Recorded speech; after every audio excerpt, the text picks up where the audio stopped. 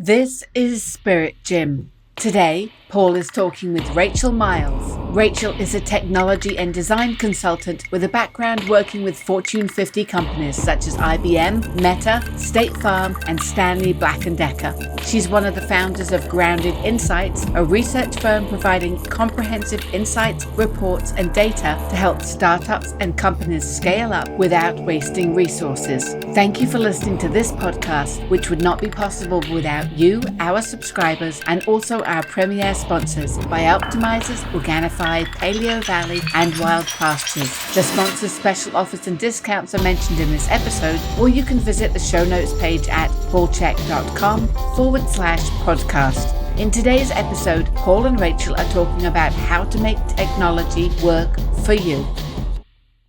Well, hello, everybody. As you know from Penny's intro, my guest today is Rachel Miles, and I'm super excited to have Rachel with us here today. In this podcast, Rachel and I are going to get into how technology affects people negatively and some of the very real dangers technology has brought into our lives, how technology can be better used and managed and be positive and support our productivity and living better.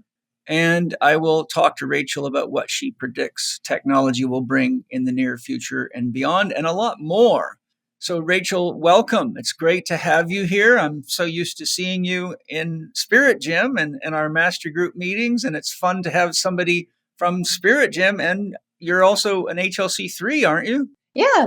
Thanks, Paul. Thrilled to be here. Yeah, it's great to see you outside of Spirit Gym and HLC. I'm excited for this conversation. Yeah, it was amazing to me because, at some point in our conversations along the way, I think I might have asked you what you do or it came up. And then as I was meditating on that one day, I don't know, I was in the gym lifting weights and I thought, I really got to get Rachel on the podcast because she's obviously spent years dealing with all this stuff.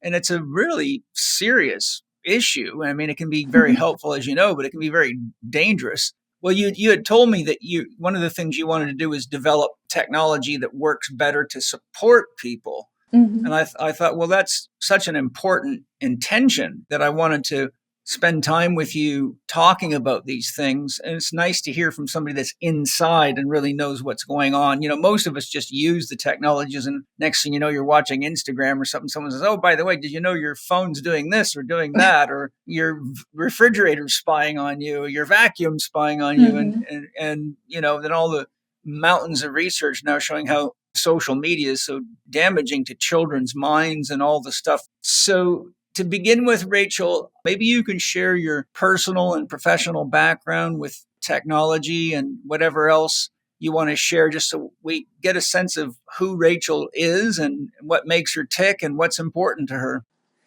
Sounds great. Yeah, so I come from the corporate world and I have an experience both with technology, both professionally and personally. My personal relationship, I grew up using computers, playing with Game Boys, video games, consuming a lot of media in various forms. And I was always drawn to computers. I made my first website when I was in the third grade. It was this website where I posted these drawings that I made of this TV show I liked, kind of like fan art. And but it's only really been in the past 5 years or so that I've been able to break the media addiction, mostly anyway. It's kind of impossible to do it completely and step away from the devices. On the professional side, I studied digital media. I got a master's degree in digital media with an emphasis on human-computer interaction. It's a degree that mixes computer science, graphic design, and research. Now I work in the field of user experience, where we advocate for software solutions that are user-centric.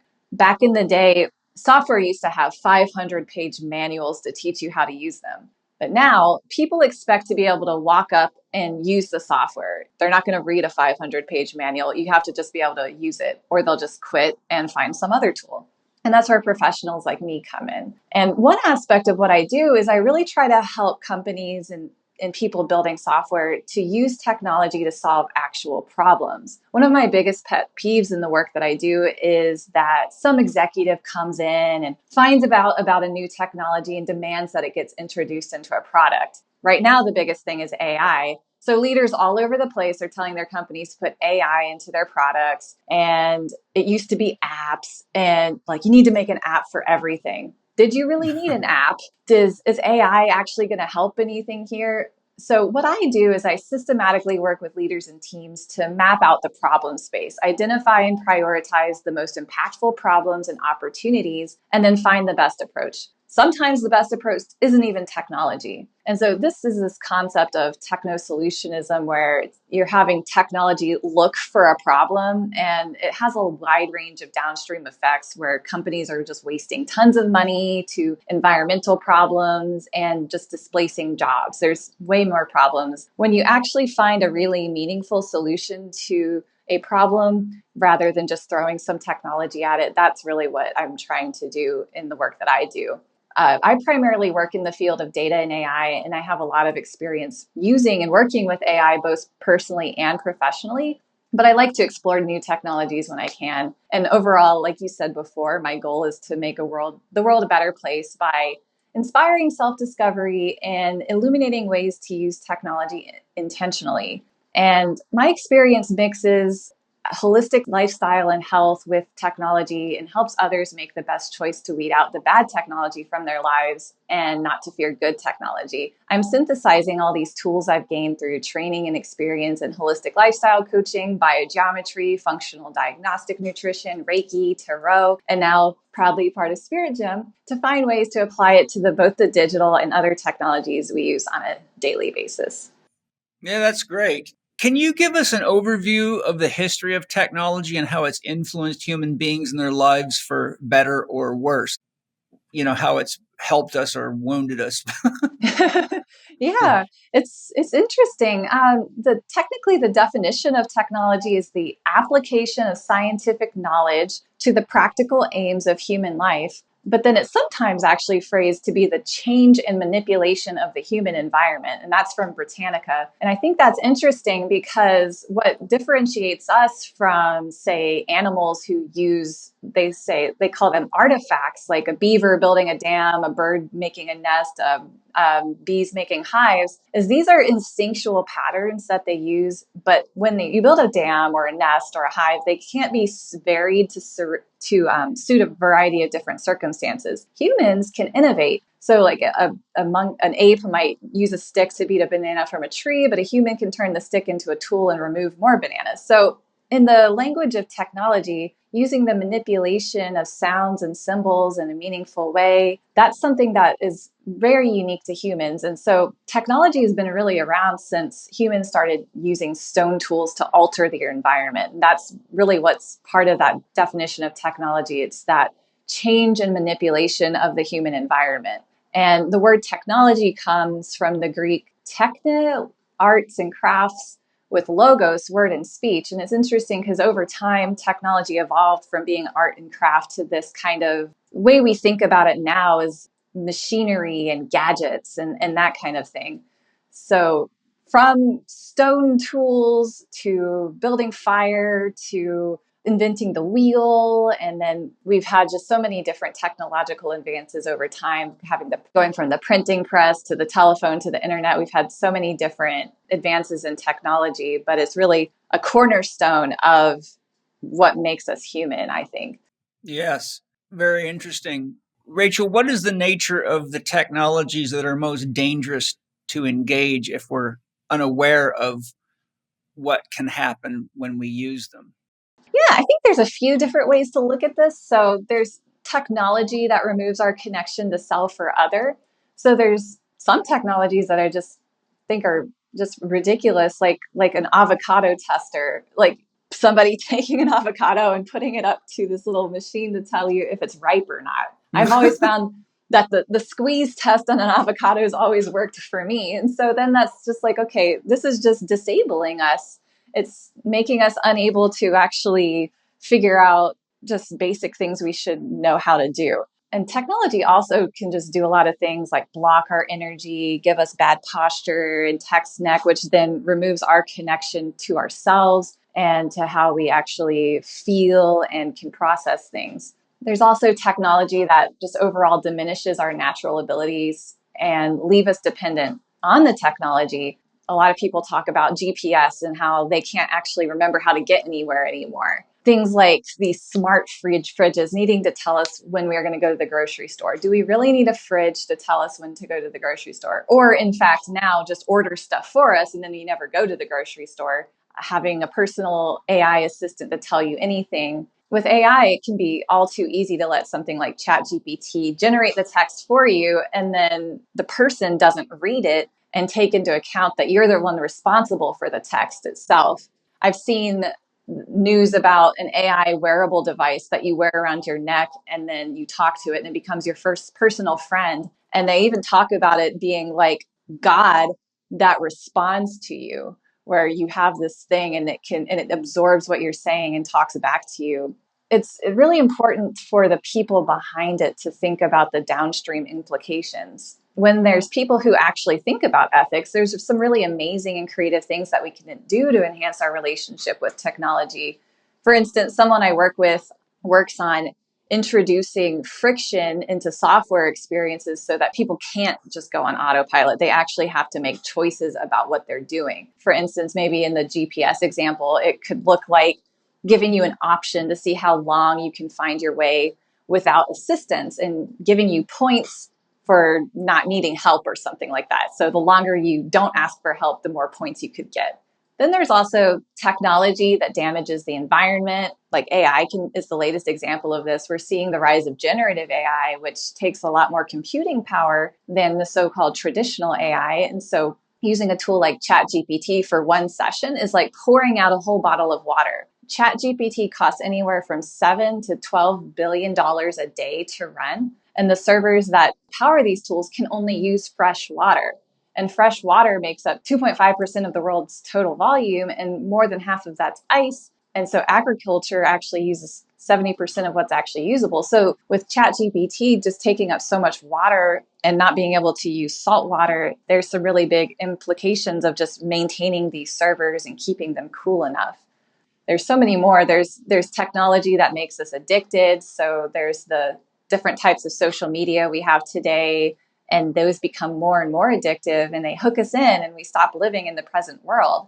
And it's very subtle. There's people who've gone their whole lives without having cell phones, now can't imagine lives without them. That feeling of needing to keep up with the latest shows and media, and just it can be intoxicating. We used to have technology, like say like back a while ago with a computer, you'd have to go physically sit at your computer to use it. Now with laptops, you can move it around with your laptop. With your cell phone, you've got your cell phone all with you. So then when you're moving around this much, then you're not physically in a space where you're devoting your total attention to what you're doing. You have all these different distractions that are pulling you away, and it's this state of partial attention that we've become conditioned to. And so now we don't have more attention than we used to have. We've had the same amount of attention we've had since we were cavemen, but now we have all of these different distractions that pull us away and make different demands on our attention. Yeah, these are very real things. I left a note to share with you and the audience, and that my concern with regard to technologies that are used to forecast weather, predict viruses and pandemics, germs, illnesses, diseases, and other so-called outbreaks or pandemics. Most people have no idea that all these technologies are not factual, but they're projections based on computer modeling, and many researchers have demonstrated just how dangerously false they can be. I'll give you an example. I was fortunate enough to come across a podcast with Danica Patrick and Greg Braden. They thankfully got into Greg Braden's views on global warming because that's such a big issue.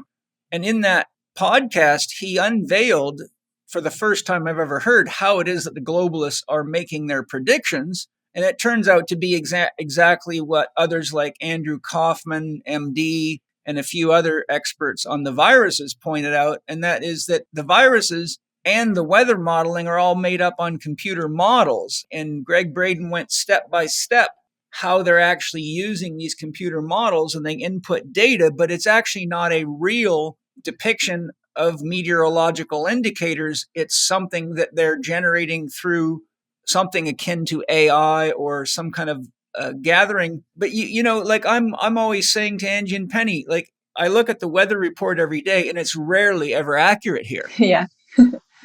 And I was just listening to a podcast with, I'm trying to remember his name right now. If his name comes to me, I'll mention it. But he started one of his podcasts by saying that the weather experts predicted at the beginning of 2024 that we would have something like an additional 100 and something damaging weather events this year. Of course, this is all part of the global warming scam. And he just put this podcast out. I just listened to it a couple of days ago, and now they're looking back, and we had the least amount of damaging weather reports in recorded history. And they were utterly and completely wrong. But he was speaking about it from the perspective of the fact that there's so many crazy world events going on, threats of nuclear war. But he was saying how, we have to think of these things like tornadoes, that all of a sudden they change direction. And just when you thought it was going to hit the shore, it leaves. But oftentimes another storm interacts with it and they nullify each other. And so there's all sorts of these possibilities, but people keep believing on what they're told. One of the most amazing Bioptimizers products I've ever used is Biome Breakthrough, which used to be called Leaky Gut Guardian. I can honestly say I use it every single day. I have a morning routine. I put a scoop in with 2 fresh squeezed limes. I put a little bit of other ingredients that I like in there. And I'll tell you what, if any of you have read my book, How to Eat, Move, and Be Healthy, and you know how to read your poops, well, Biome Breakthrough makes for some really nice poopy policemen. I've got Wade here to tell us what's so unique about it, but I want to tell you right up front, I love this stuff. I don't go anywhere without it, and I keep a lot of it on hand so I don't run out. So Wade, what is it that's making that product so effective?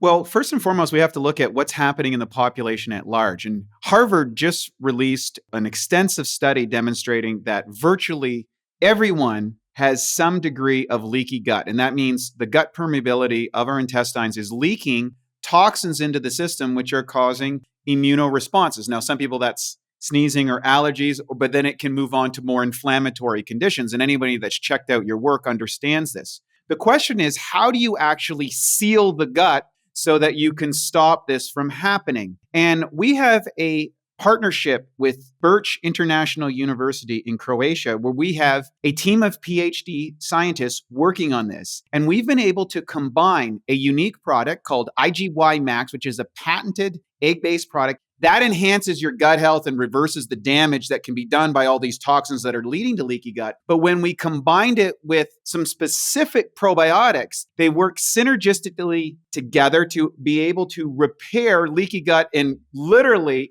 hours as opposed to going through an extensive protocol. Now, we can't stop ourselves from experiencing all the toxins in our world, or food, air, water, you name it. It's coming from everywhere nowadays. So what we have to look at is well, how do we manage the damage, if you will, that we are taking, even if we're following, the highest levels of food hygiene and, conscientiousness. And so what's happened is Biome Breakthrough has been able to be proven in the lab and in folks. Research papers will be coming out very soon to demonstrate this. And that's why we've called it Biome Breakthrough. We're able to actually repair and stop the leaky gut from happening with the combination of IGY Max. It's a unique set of probiotics, and we're happy to deliver it to people. We're very excited. We can try it. It's a money back guarantee. If you don't feel better, if your poops aren't better, if you don't say, wow, my inflammatory conditions in my gut are going down, you get your money back. So it's really easy to get. You go to biomebreakthrough.com/living4D. You'll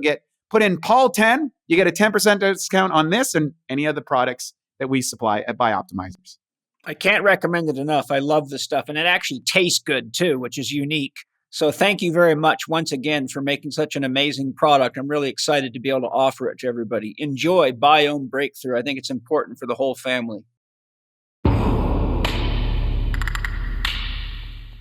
When I went to school in the military for electronics school to learn to repair weapon systems on Cobra helicopters, one of the things they told us right from the beginning is you're not allowed to use calculators. They wouldn't let us use any supportive technologies because they said in a battlefield, if you lose any of these machines, such as a calculator, you have to be able to repair the helicopter with your own mind.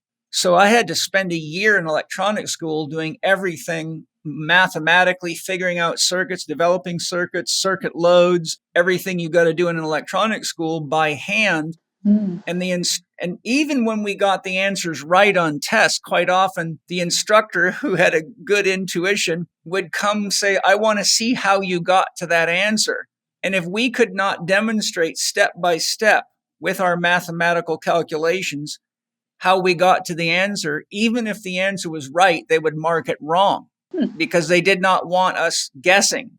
They wanted to make sure you actually knew each of the steps and each of the procedures and how each of the formulas work, which sucked for me because if I wasn't sure, I just sort of trusted my instincts, and my instincts turned out to be right quite often, but my instructor's intuition turned out to catch me quite often. And I'm like, okay, damn it, I got the right answer, but I don't know how I got there. So what it does, it forces you back really to learn to use your mind and rely on your own mind. And I once had an experience that was really quite shocking. And it just goes to show you how even a simple level of technology can impact your mind. And this is back when digital watches first started to become popular. And, I didn't know all the things I know now about this kind of stuff then. It was just kind of cool to have a digital watch. I remember I was working with a patient and I had left my watch on the counter and I wanted to know what time it was. And I looked up at the clock and it was a standard analog clock. And I looked at the clock and I couldn't remember how to tell time. Yeah, that's happened to me. I'm like, what the hell is wrong with me? I mean, I looked at a clock most of my life, but I'd only had this digital watch for about a year. And after always reading the numbers, I had to look at the clock. And I actually was sitting there going, God, how do I read the fucking time? And I'm like, well, that's a really bad sign, because if it'll do that with something as simple as a clock, imagine what's going to happen when we start having more and more of these technologies. And I'm curious, did you ever see the video I did for my YouTube channel called, I think I did a podcast on it called The Danger of Living in Two Realities? No, I didn't. Oh, I think you'd find that one fascinating. It's on my YouTube channel. Anyhow, it's called The Danger of Living in Two Realities. And what I do is compare the analog world of nature to the digital world. One of the problems with technology and our distraction from the analog world or the world of nature is most people have no idea how completely and utterly devastated nature is right now. And, I've read many books by people like Edward O. Wilson, his book, The Future of Life, and studied this quite a lot. There's a great book by Naomi, I believe it's Naomi Klein, This Changes Everything. And it, goes into all sorts of stuff. But the example I give is, let's just say you live in a home and you have a tree in your backyard and a garden. The tree in the backyard has to be watered, and you might have to every now and then make sure the soil's got fertilizer and that it's not getting an insect or pest infestation, etc. But it requires a relationship. The plants in your house, they need water, they need love. It's a relationship. But if you have the same tree on your phone or the same plants on your phone, you can look at them all you want. They never change. They never need water. Yeah. And meanwhile, you could spend all this time looking at your phone while the tree and the plants in your house and in your yard and your garden are all dying, and you wouldn't know the difference till you got hungry, went out, and there was nothing to eat. And so I think one of the things that concerns me deeply is that we are moving so many people's awareness, attention, resources, money, time into a virtual reality or any number of virtual realities. And when you have Mark Zuckerberg and all these people coming up with all this crazy metaverses, and I listened to a book by David Chalmers, his most recent book called Reality Plus, and it's really trying to argue the fact that there is no more or less reality in a digital reality than there is in this one. And, in things looking like morals, if you kill somebody on a video game, is that killing a person? I mean, this stuff's just going absolutely bananas. I mean, David Chalmers, I highly respect for his research and consciousness, but it was clear to me listening to this book that he is actually so addicted to technology that he's losing touch with reality himself in many ways. And you've got all these people that think, oh, you can,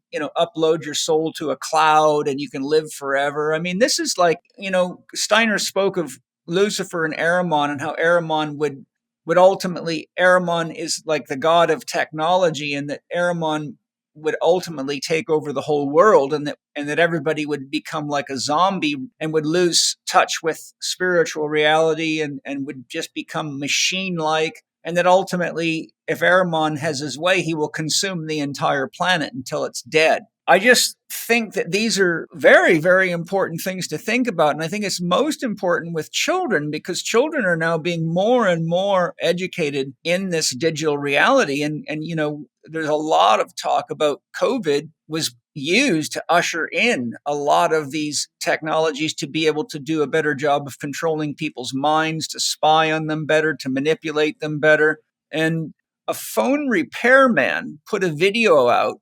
He opened up 2 5G phones and showed that there was not even a 5G chip in it.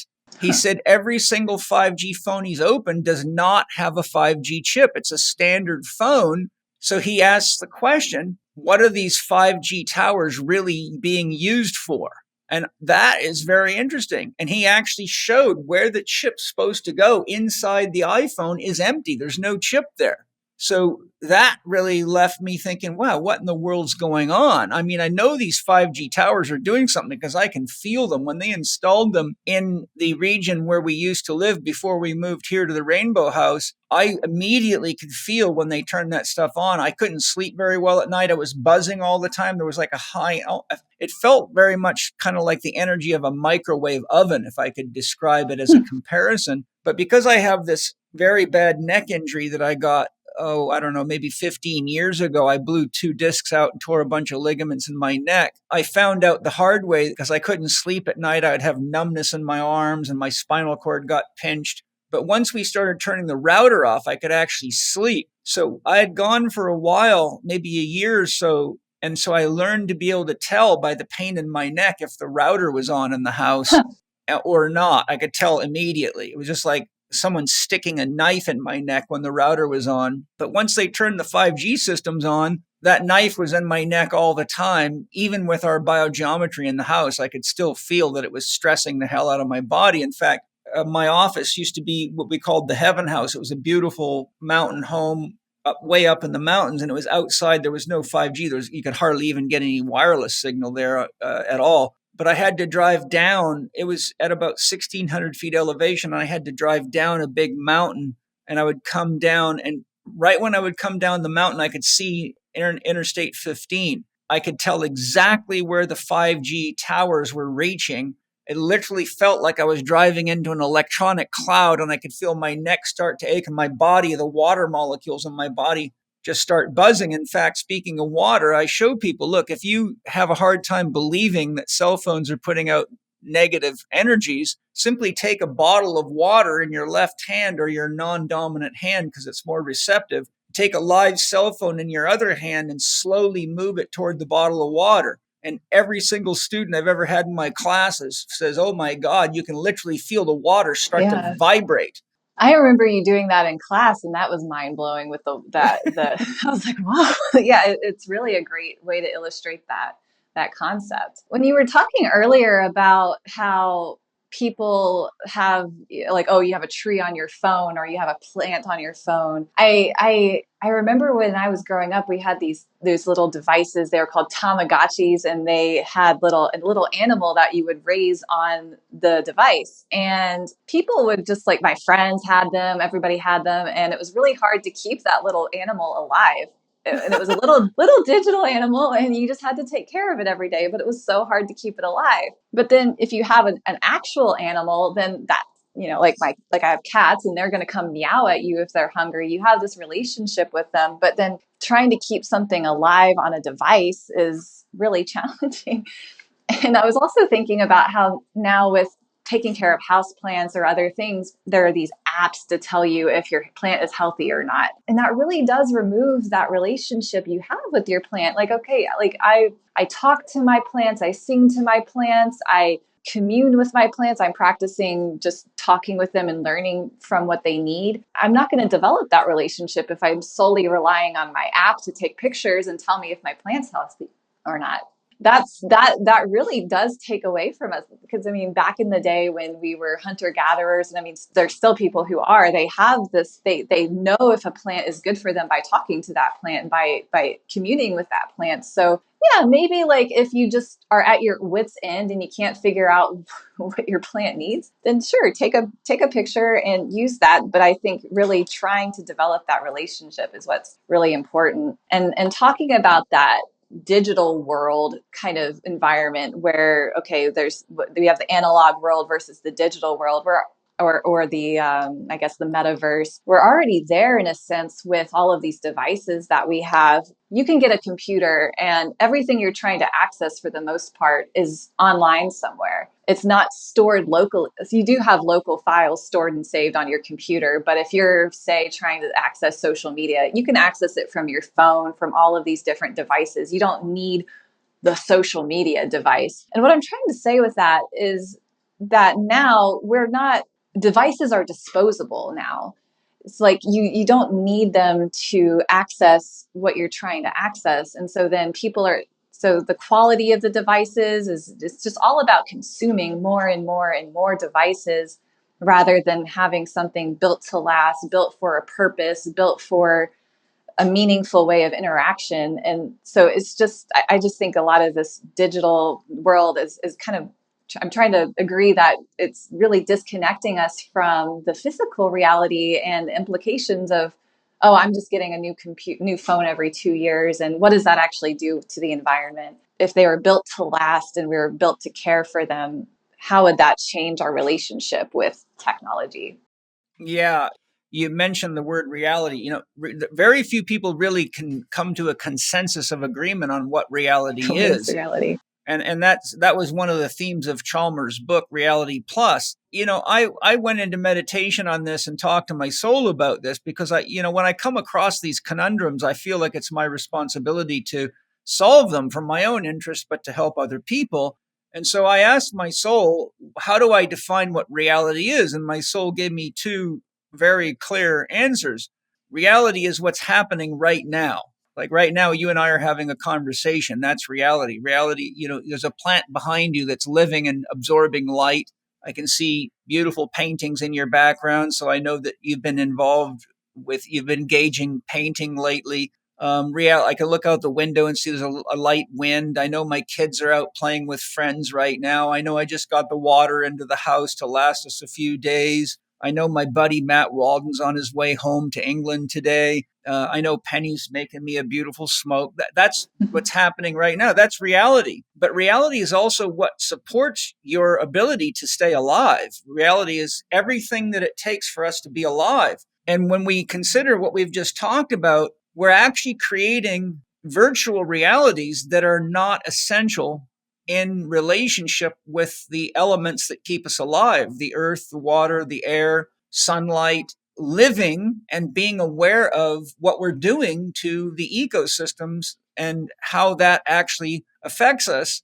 It's also very well known that when you use most of these media devices, you go into a hypnagogic state. You're almost in a trance state. It's almost like the whole world's being put into a state of hypnosis. Well, certain people do things like a magician over in the background, but you got you distracted over here. And when we look at what's been happening in the last 4.5 years, especially with COVID and all the manipulation and, Donald Trump, when he became president, he shut down the EPA in a lot of areas. He took the protection off many regions that were protected from oil drilling and environmental protection. So they were now open for corporations to pillage and sell. And you got Bill Gates cataloging the entire of nature to try to turn it into a commodity. And they already have. They're even giving loans to countries that are third world countries and basically leveraging their natural resources to give them the money to build technology and other things.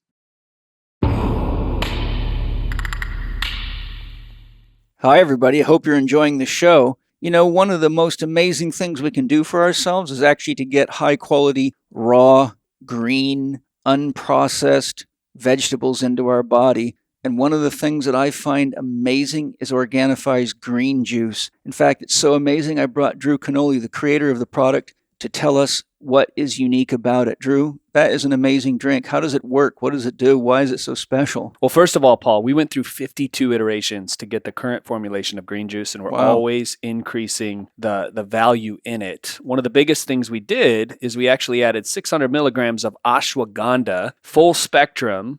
So it's a completely higher level of ashwagandha, which actually has been shown in clinicals, and we have dozens of clinicals on this, that has actually been shown to lower stress. Is the big thing. Ashwagandha is something I've used for years, even with my clients for stress management. Yep. So when you drink ashwagandha, it puts you in the green juice, it puts you in a meditative space. And we start at first thing in the morning drinking green juice. And because of the adaptogen in it, after 30 to 60 days of continual use, it makes such a big difference in your life. You're getting all the vegetables that are glyphosate residue free. Yes. They're organic, right? Highest quality that you could ever imagine. We got the spirulina and the chlorella, which is so important with all the different frequencies that are entering our environment today to help you detox from those. Yes. The green juice is bar none my favorite product at Organifi. And the best part about it is it tastes incredible. Yes, it does. It's good. And I know my kids love it. So that's always the litmus test. Yeah, it's like a matcha latte that you have first thing in the morning. And with the ashwagandha, lowering your stress, you feel it all day long. It gives you this internal wealth of energy. It's just mixed with water. You mix it, and now is the green juice one you can mix with hot water, or is it best cold? A lot of people actually prefer it with hot water. Some people will grab their favorite kind of oat milk or almond milk, something like that, and they'll add it to it. And we've gotten thousands of testimonials from all over the world. People start their day with green juice, and it makes such a big difference in their life. Well, that's fantastic. So if you want to get your green juice, which I highly recommend, go to Organifi.com. That's Organifi, Organifi.com. And on checkout, Living 4D listeners get 20% off if you use the code capital C, capital H, capital E, capital K, 20. You will not be disappointed.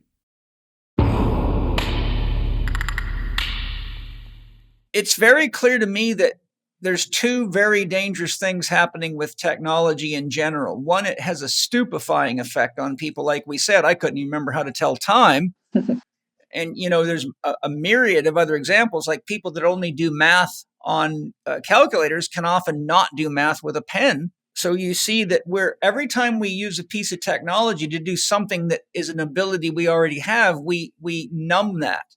Just like if all you ever did was get rides everywhere and you never walked, your body would get weaker and weaker. There's only a very few people in the world that actually know what's going on. And I think from all the research I've done, the people that are designing a lot of these technologies, such as phones and many of these more advanced, they know exactly what they're doing, because I keep seeing experts that are giving lectures to them and have been giving lectures to them and to the government and to the military, showing exactly how to use this technology to take over people's minds, control them, control the narrative, control their spending habits, their relationship habits, their beliefs, etc.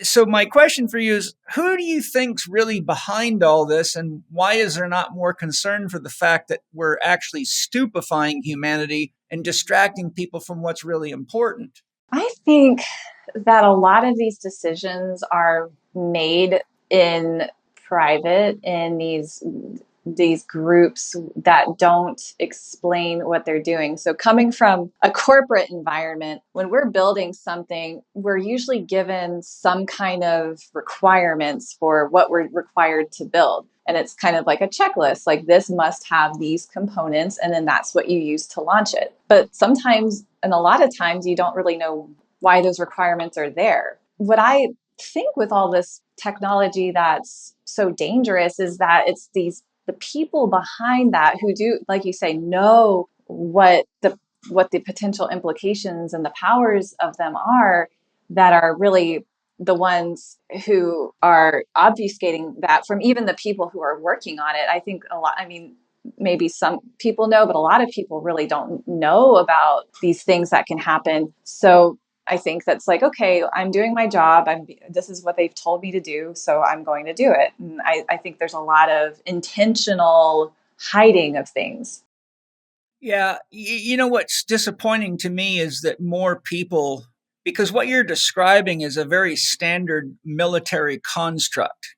having been in the military and in an elite military unit. For example, just to make this very clear, I'll give you a live example from my own training and my own experience in the military. I was trained to repair weapon systems on Cobra helicopters, and they have very advanced technologies in them. Even then they did. There were certain components in that helicopter that you had to have a certain rank and clearance, top secret clearance, to even touch. Our diagnostic computers, if they diagnosed that particular component had something wrong with it, we weren't allowed to do anything. We had to ship it to a special location in the military that would then open it and fix it and bring it back. But we could never open it. And if we did, it would be very bad news. What they do in the military and what they do in these corporations is called compartmentalization. But the point I'm driving at is I always wondered, well, what's in there that's so secret? I spent, an entire year learning to repair these things. What are we going to do in a battlefield if that breaks, if I don't know what to do with it? And one of the main reasons I got out of the military is because I personally cannot stand not being able to ask questions, especially when I'm being tasked with killing other people. And I don't even know if they're guilty or innocent of a crime that's worthy of national defense. Why is it that more people that are in the position that you're in that are designing these technologies? Because if you have awareness of everything we're talking about, certainly others do. You've probably seen the movie Social Dilemma, where the inventors of social media all admitted they won't let any of their children use social media. They admitted that they let a dragon out of the box and don't know how to get it back in. So why is it that people that have enough knowledge to say, wait a minute, why is this technology being used, don't ask more questions? Because these are now getting to be questions that, if not asked, are very, very dangerous. Yeah, no, I think this goes back to this distraction state that we're living in, where there are so many things thrown at us and so many things now to worry us, especially with the pandemic and all of that. Like, oh, must be in your house and you must be disconnected from others. I just think people, maybe a lot of people don't have the awareness. And then if they do, I mean, I don't know, I wouldn't ask, but I think for a lot of the people I've come across, they just don't really think too far ahead. They're okay, like, we need to be working on this product and the goal is for this product to be successful. And you're just thinking about the success of the product. And then the big customers who come in and who are paying a lot of money and they have these problems. And then there's all these fires to put out, like something's not going right, something's going wrong. And I think it's just, I think there's just so many distractions that are pulling people away from the real implications. And because we live in these states where we're so disconnected from each other and disconnected from nature and the environment and what's really going around with these, just being in these city environments where we just don't actually have to make things with our own hands to survive anymore or do things physically. There's just so many distractions that make people forget to think about the basic needs of caring for other people and making sure that what we're creating doesn't harm others, because it's so far downstream to many people that you don't see what's happening. Well, you've just described the beginning of the end, don't you? Yay. I mean, all you got to do is ask yourself, what happens if this keeps going at the pace it's going for another 10 years? Where will we be, and where will nature be, and where will the things that matter be? This is the very, very serious conversation that's not being had by the right people. The time bomb is ticking right before our eyes. What you just said with regard to success reminded me of a quote by Maxwell Maltz, MD. He said, success is getting what you want. Happiness is wanting what you get. Mm-hmm.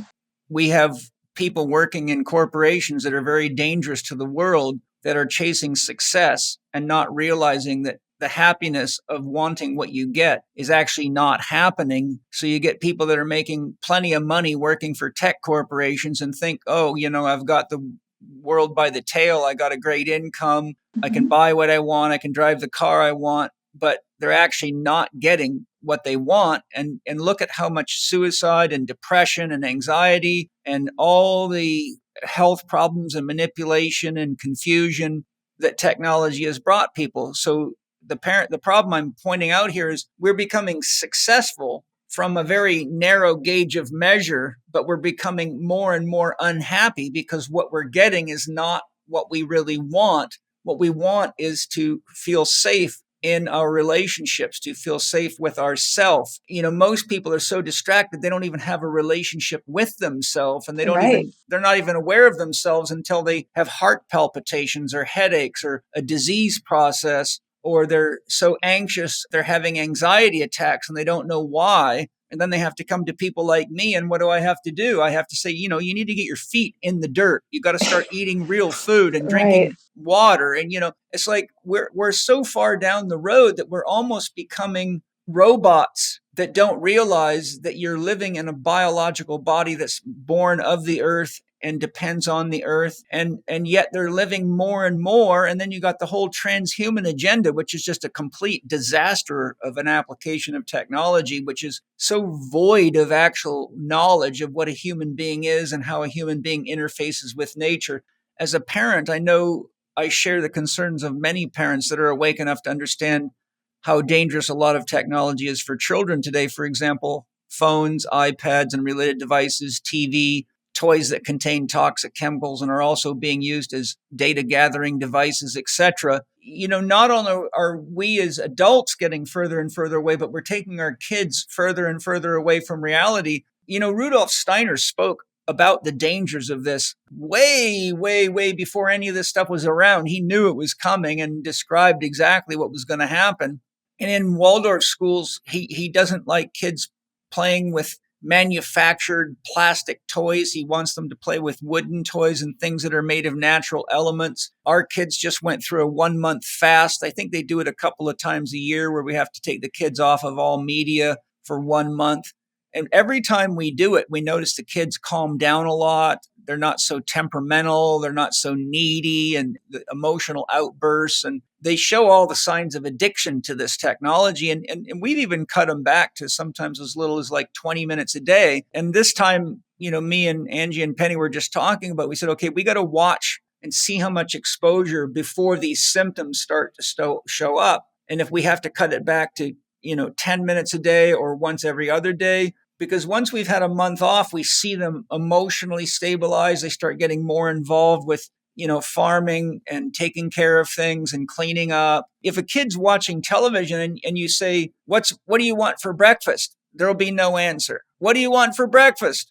They'll look at you, turn their head back, no answer. Finally, we actually have to go off, pause the television, and look them in the eyes and say, what do you want for breakfast? So you can see how deeply into a hypnotic state they go. And then without a long to do, I've looked into the technologies that are being used for subliminal messaging and unconscious programming and the use of information fields and a lot of other things. And it's absolutely mind-boggling that most people have no idea what's happening when they're watching even standard television shows, movies, social media that's been custom designed. Even when I was out of the military early, I found that they had patents already on mind control devices that they could point at crowds and change their behaviors, change their thoughts, make them afraid, make them want to scatter. And I actually found a patent for that device in 1989, which was a handheld device.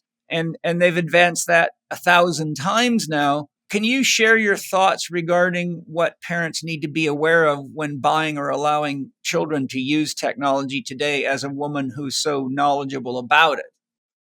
Yeah, I think first and foremost, this technology is still very new to us in the scheme of human evolution. And I think a lot about these points you've made in over time and like in how to eat, move, and be healthy, about all the toxic chemicals and how they're so new to us in this cycle of evolution that we still don't really know the full downstream effects. We definitely have a lot of ideas. We felt how they affect us, but we still don't really know long term what this really means. And since it's so new, what I'm trying to say is that I think parents need to use their best judgments and trust themselves based on the information they have.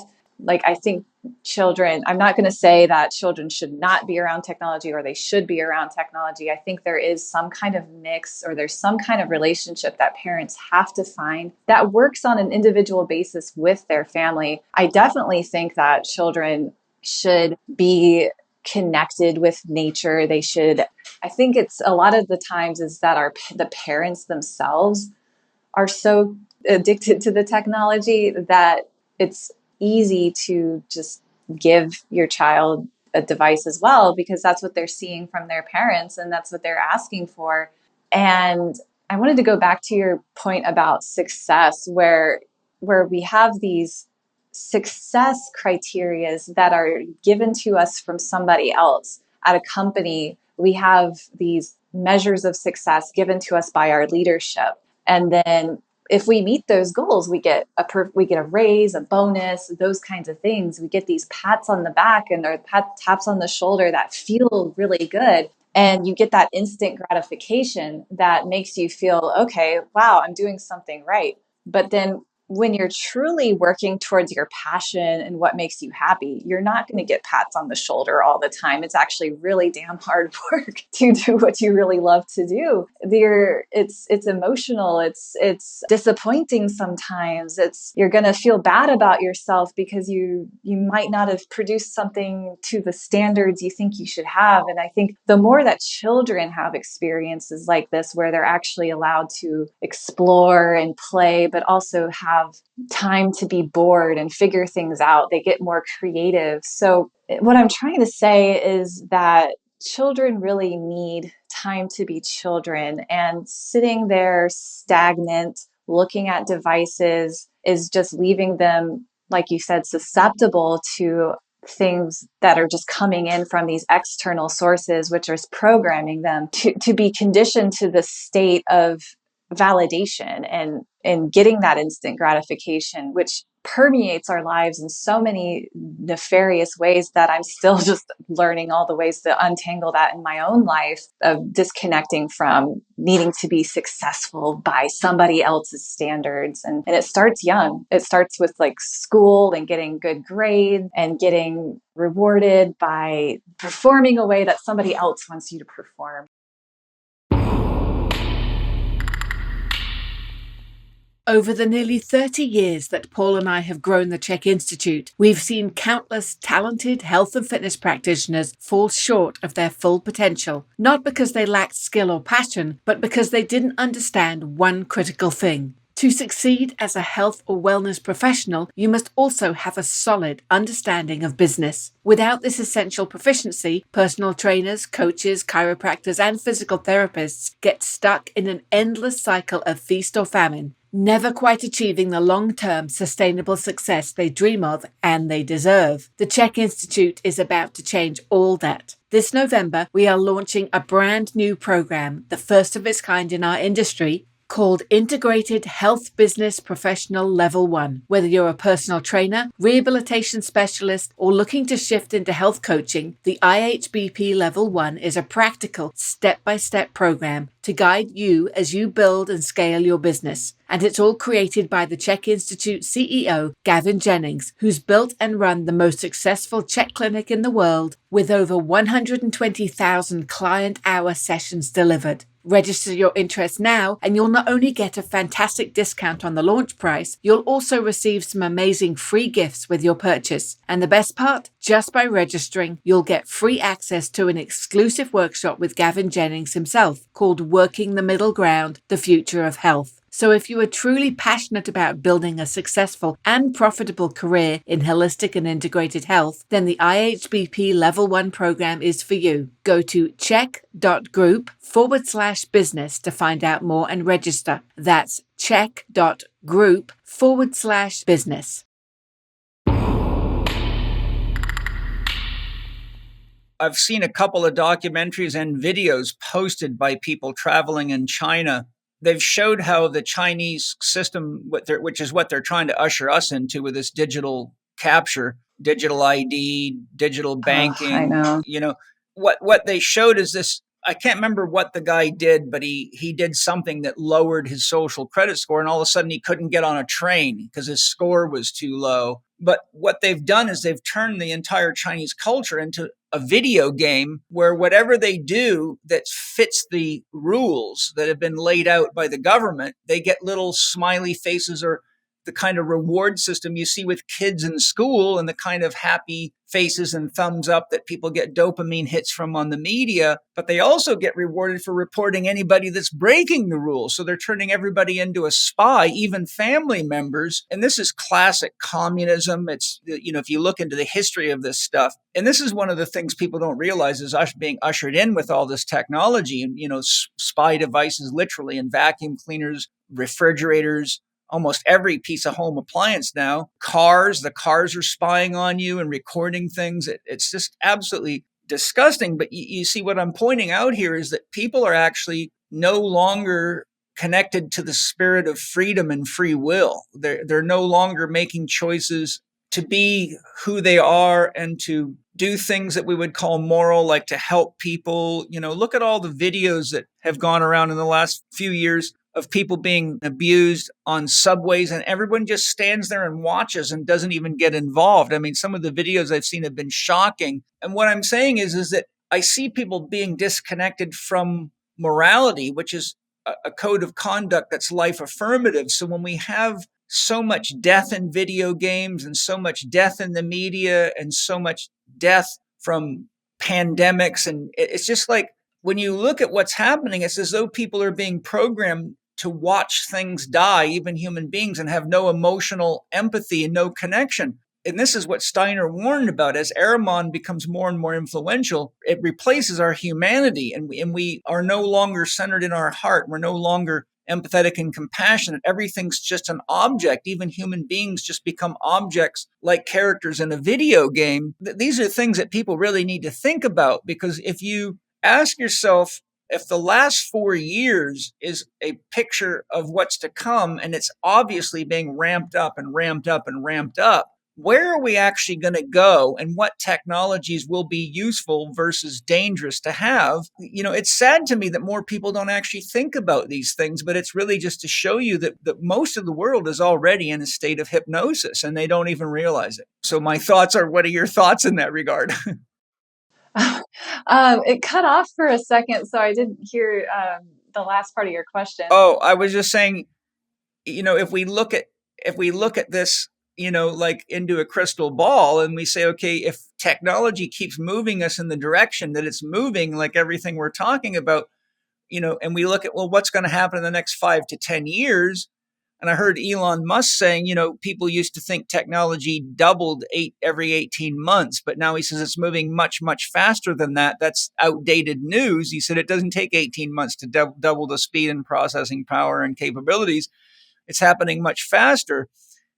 So, what I'm asking you is, what are your thoughts in this regard? Like, where are we heading if we don't wake up and start having some discernment and put pressure on corporations to be more moral?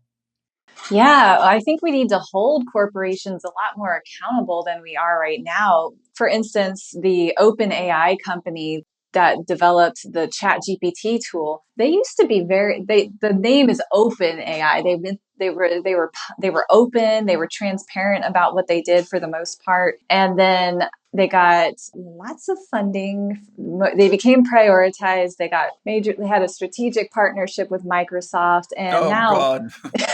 with their latest models, they don't disclose how they trained the model. And they used to disclose it. You used to be able to go and read, okay, this is the data set that was used to train this model. So there's other companies now coming out like Anthropic, and they are actually much more transparent. They actually surface to the users within the tool ways you can provide feedback to the AI about like what the output says, how they train the data. They talk about what they do with your data. And I think that's a big question that a lot of times people aren't thinking about is, what are they doing with my data? And so becoming more aware of that, and it's crazy now, like at the airport, they're taking pictures of you, and they're like clearly training and getting ready for facial recognition stuff. It's like, okay, with the 9/11 and then having this TSA stuff. And now it's like, we've become so conditioned to just showing our documentation all of the time and being okay with that,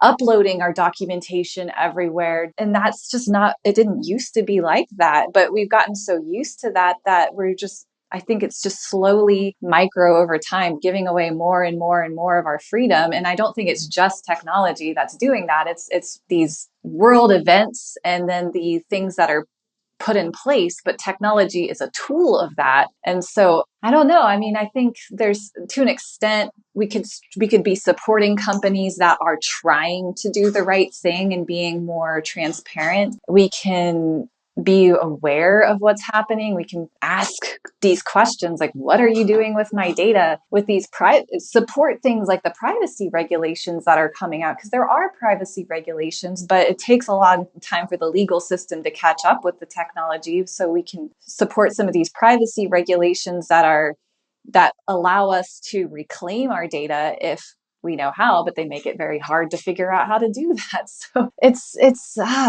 such a big topic, and I think just waking up and asking. I think it's like we can't know exactly what's happening, but starting to ask these questions sets us down the path of starting to see what is really going on and what we can start to do about it. Yes. What's concerned me deeply for a long time now is these two things.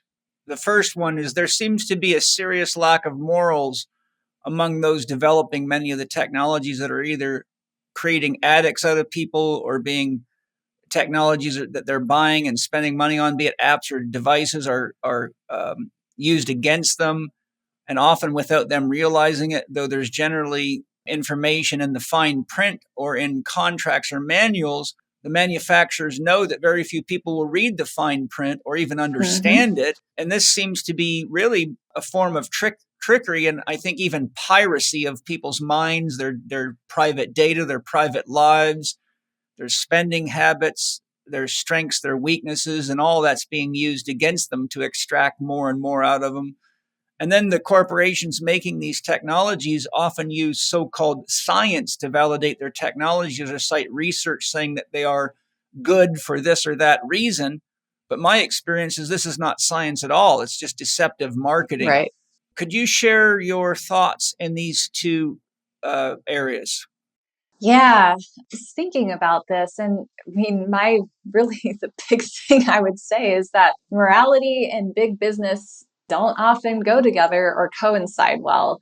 And I just think a lot of this is around the people behind the creation of the technology rather than the technology itself. It's like an axe can be used to kill or it can be used as a tool. So it goes back to that intention of what's behind it. And what's behind a lot of these things is not being in the highest and greatest good and support of humanity. It's behind, well, making more money and putting themselves higher up than God. Exactly. So I really think the best thing we can do is really help awaken other people to the various ways that they can protect themselves and and their families, stepping up and putting the power back in our own hands. Because if we do nothing, then technology just becomes more of an instrument to oppress us, and like all these other structures that have been put in place. So again, going to intention, how are we thinking about our intention for when we use technology? Is it to help us step into our highest and greatest good, to distract us, or to harm ourselves and others? And I think that's a question we have to ask ourselves when we do anything, but especially when we use technology, is what is our intention behind using this technology? Yeah, and I think the fact that you've just said it, the technology is often used to repress us, which means to take away your freedom and to decrease your natural abilities to really reach your human potential and really be fully human. If people are aware of that, a couple of things should become very clear.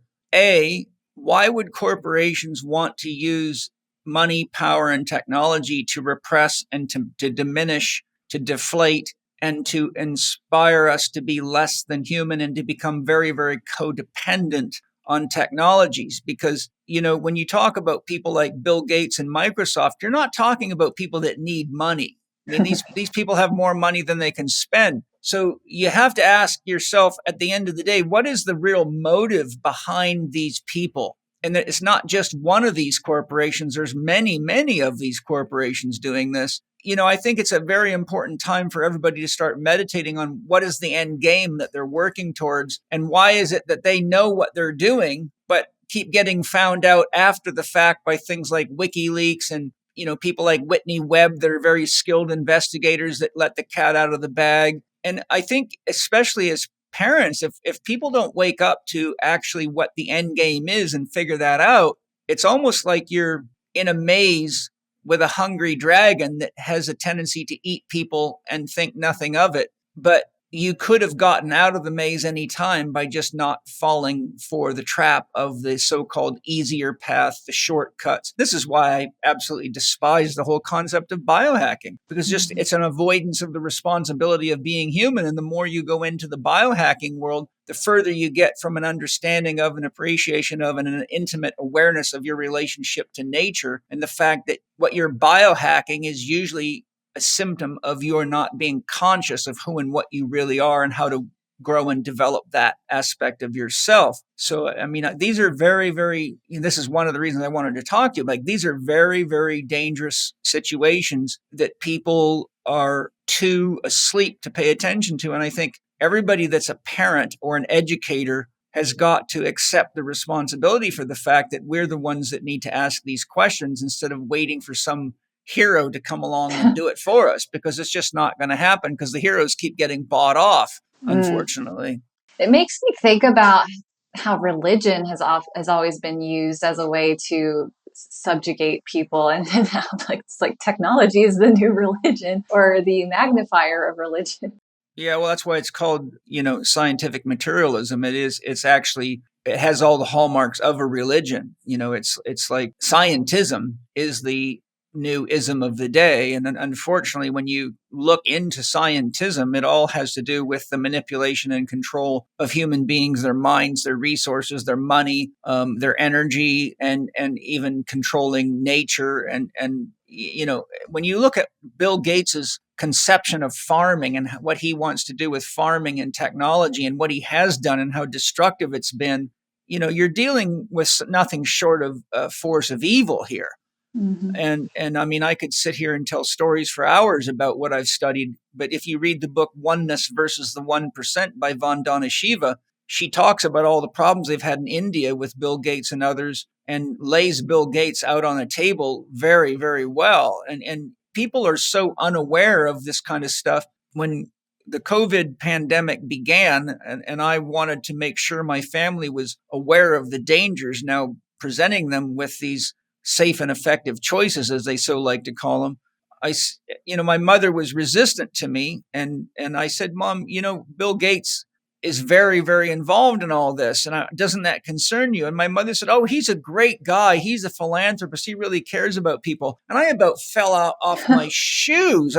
I'm saying to my own mother, you actually believe Bill Gates is a great guy? You believe you actually think he does all this philanthropy out of the genuineness of his heart? You don't realize that these are all business ploys? And my mother just thought I was being critical or disrespectful. And like, that was like shocking for me, because the woman who taught me how to think, I could clearly see, wasn't using the very gift she gave me. And my stepfather also fell hook, line, and sinker for this. And so I wrote him a long letter, which was the last time I ever heard from him, because he got so upset at me for what I said. But he was trying to convince me that all this was good and that I was wrong for not following the dictates of the day. And so my stepfather used to be a professional rodeo rider. So after I stated my position and my concerns, I finished by saying, I guess we all have to decide which bull we're going to ride. And so I think he got the metaphor.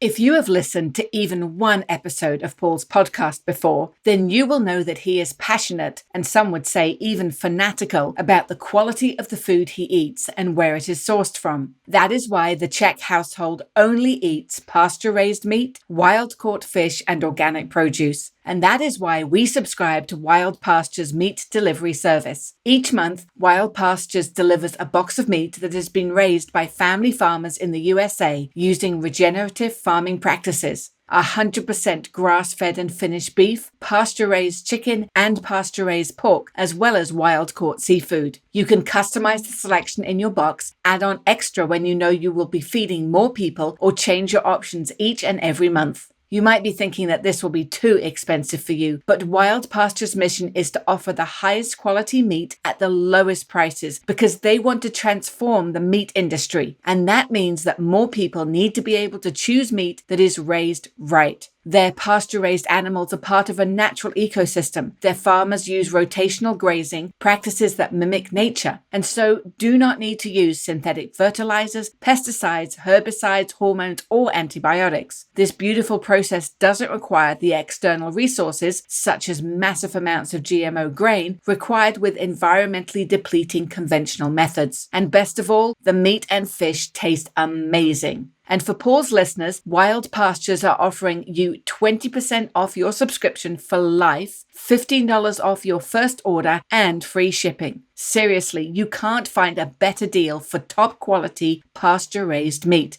Go to wildpastures.com/Paul Chek. You don't need a promo code. Just visit wildpastures.com/Paul Chek and start choosing the goodies you will have delivered to you in your first box.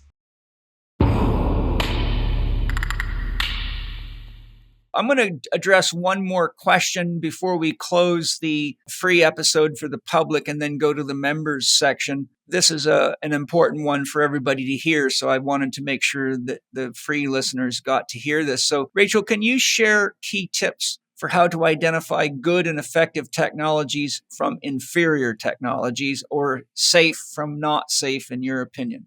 Yeah, I think there's a couple levels of this. So there's the people building the technology and then the individuals using the technology. And like we've been talking about, there's a lot of people in the business space who are just being told from their executive or their leader that, okay, you need to put AI into this product, or you need to build an app because we just need an app. But it's not necessarily actually solving the right problem. So it's at like a company level, it's about identifying real problems and then thinking about what might be the right way to address that problem. Is it technology? Is it something else? And I think that's an important thing because you have to figure out the right way to use technology. And for individuals, it's in the same way. We have to think critically about how technology influences our day-to-day lives. Is it actually helping us? Is it solving a problem? Is this problem we have, like with the biohacking and having a heart rate monitor or something like that? It collects a lot of information about you, but do you need that? How is that helping you? I mean, if you think about it, it really interferes with your relationship to yourself, because if you take your own heart rate, you feel the beating of your heart and you actually know, okay, my heart is beating faster or it's beating slower. It helps you identify like, okay, I ate something that's not optimal for me, and it really enhances the relationship to yourself. So thinking about every single technology piece, what is it doing for you? So some questions you can ask yourself: is this technology supporting this process, or is it getting in the way? How much of my intention is required to do a certain task? So if you're spending time with your child and this is very precious time, how much of your attention is required to be there with your child versus texting or scrolling on a smartphone? There's things like that where thinking about what percentage of your attention needs to be committed to a certain task. So asking yourself that, okay, like, what am I doing right now? How much attention do I want to give to various things? Because we have so many different pulls on our attention. Thinking about what you're trying to do and that intention and how it relates to your attention. Also thinking about, does technology aid or harm communication? Right now, it's helping us talk from across the country, but then in other ways, how does it break down communication? So just thinking about these things and asking yourself these questions can really help you use technology in a way that makes you feel good about your use of technology and be aware of how you're using it and how it affects other people and your surroundings.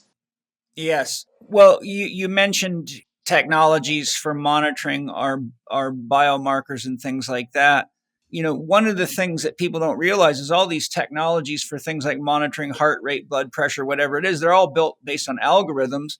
And so they're collecting data from large sample populations. But what people don't realize is that none of those people are you, right? Right. And so what they're doing is saying, well, like, for example, in physiology today, the average person's breathing rate is considered to be normal at about 16 breaths per minute. But based on my analysis of potentially thousands of patients over many years, I've never found a healthy athlete or a healthy individual who at rest breathes more than 6 to 10 breaths a minute. Yet the physiology texts that tell you 16 is normal. If I had a patient that was breathing 16 times a minute, I would know they were very sympathetically overstimulated. I would know that they were probably dealing with stress in their life that's not being managed effectively. I would look at their diet to see if they're using stimulants or what kind of medical drugs might be triggering that.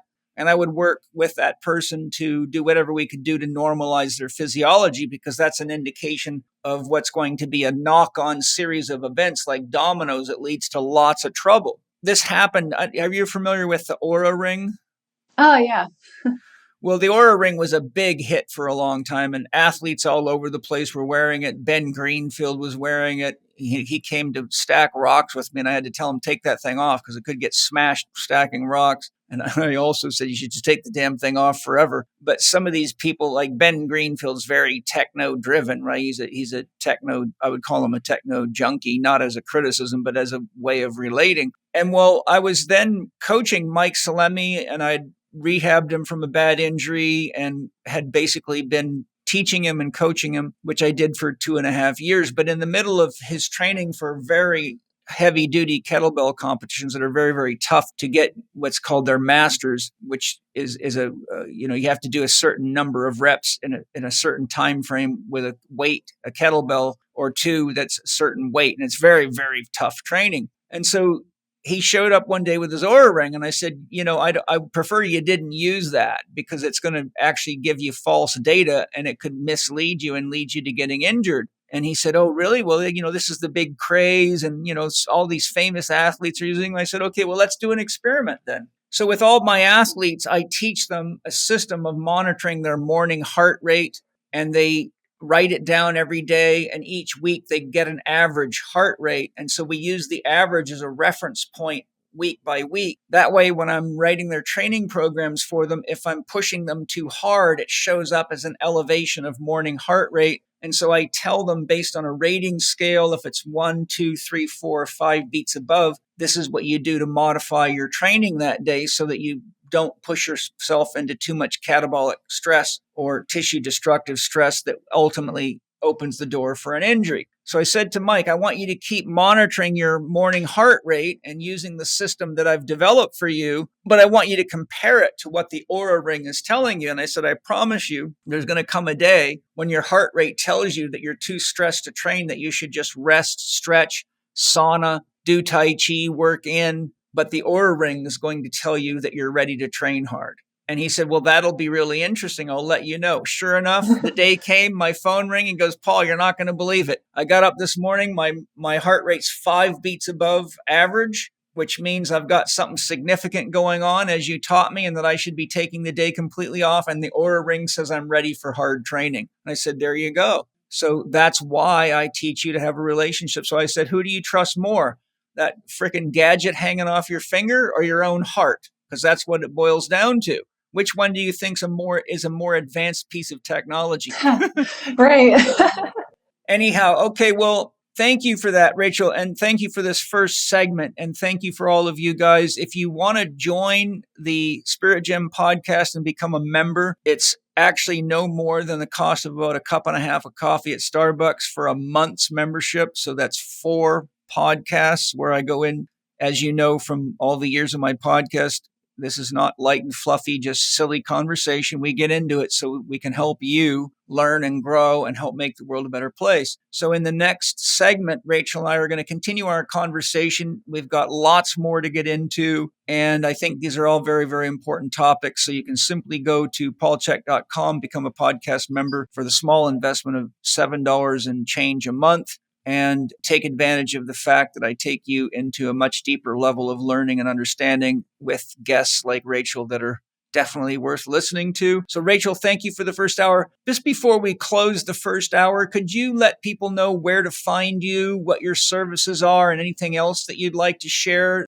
Yeah, so my website is Renaissance Rachel, and you can find that by searching Google or just typing in renaissancerachel.com. And it has a variety of educational content covering from technology, wellness, spirituality, and more. It's kind of a reflection of everything I'm learning and wanting to share with the world. And my firm, Grounded Insights, and that's groundedinsights.org, helps companies make informed decisions about the direction of their products and services by providing comprehensive research insights, reports, and data. And I think it's just like with your health, it's important to be able to test and not guess at what your users need. So, and it's really important to have good quality research about how you can better inform and make better products and decisions about your company. Thank you, Rachel. And thank you all for joining us today. I hope you feel as concerned about these issues. And I hope if you have children, we've inspired you to look more carefully at what's happening. I think all parents would do great to go to a Steiner bookstore and read some of the books that Steiner wrote on parenting. There's a number of great ones out there. For those of you that have not explored my Spirit Gym training program, which Rachel is a part of, Yes. and is part of my mastery group, where we dive deep, you can go to myspiritgym.com and see what I offer there, which includes my mentorship of all of the students and the opportunity to be in a mastery group. How have you enjoyed Spirit Gym, Rachel? I was going to say, if you didn't ask me, I was going to jump in and say, highly recommend. I think looking at myself in the past few months, I hardly recognize myself. If I was going to look at myself at the beginning of the year and how I am now, I feel so much more grounded and centered in myself and able to authentically express who I am. And I know there's so much more growth that I'm going to experience. It's fun being with such amazing people. I'm like overjoyed with the quality of people. I mean, there's well over 200 people in the program. I would imagine it's up around 220 something now. But it's such a nice community vibe, and the questions that people are asking me are so genuine, and they are. And, you know, the people seem to really enjoy my Sangha presentations. And, you know, as you can see, I'm not really just taking stuff out of the lessons, but I'm trying to approach it with concepts each week to say, let's take a look at this because this is something we've all need to be aware of. And I'm excited because I'm leaving to Austin for a series of podcasts on the road, and Angie will be taking over for the first time. And I'm really excited for all the Spirit Gym practitioners because Angie is such a very powerful human being with such a depth of knowledge. And I think it's going to be a real joy for them to have exposure to her. So thank you so much for joining and being a part of it and being in my master group and sharing your experience, because that's really what my dream was for everybody, exactly what you're experiencing. I love that. And I love how relevant all of the questions are that people ask. Like everybody seems like, for me, it's like all the questions people ask, like I can always find a relevant application, or it's just something that's like fascinating to hear from people. And it seems like that it's that experience for everyone. And then the way you choose the Sangha topics is always just amazingly spot on. I'm like, how did he know I wanted to hear about that? Because I talk to your soul. Yeah. So yeah, yes. It's amazing. Well, thank you guys for joining us for the first segment of this amazing podcast on how to use technology effectively. And for those of you that are members, you can switch over to the members segment and we will continue this amazing conversation there. Thank you for listening to Spirit Gym with Paul Chek and today's guest, Rachel Miles. If you found value in today's show, there's more great content waiting for you in our special Spirit Gym podcast membership. When you subscribe, you'll get access to exclusive extended episodes of Spirit Gym with Paul Chek, members-only Q&A opportunities with Paul, access to the podcast members forum within the Spirit Gym community where you can interact with other passionate listeners, and the opportunity to purchase exclusive Spirit Gym merchandise. Your support helps keep the show running and allows us to bring you even better content. So if you're ready to dive deeper and unlock all these amazing extras, head over to paulchek.com/ podcast and become a Spirit Gym podcast member today. You can visit Rachel's website at renaissancerachel.com, where you can read her blog and find out more about her services and resources. Connect with her on Instagram at Renaissance Rachel. For more of the resources mentioned in this episode, please visit the show notes page at paulchek.com/podcast, where you can also find details on the special offers from our premier sponsors, Bioptimizers, Paleo Valley, Wild Pastures, and Organifi, as well as links to Paul's social media, his YouTube channel, and his blog. And if you enjoyed today's episode, please consider leaving us a 5-star rating and a warm review on the podcast platform of your choice. This podcast is available on Apple Podcasts, Spotify, Amazon Music, Audible, and YouTube.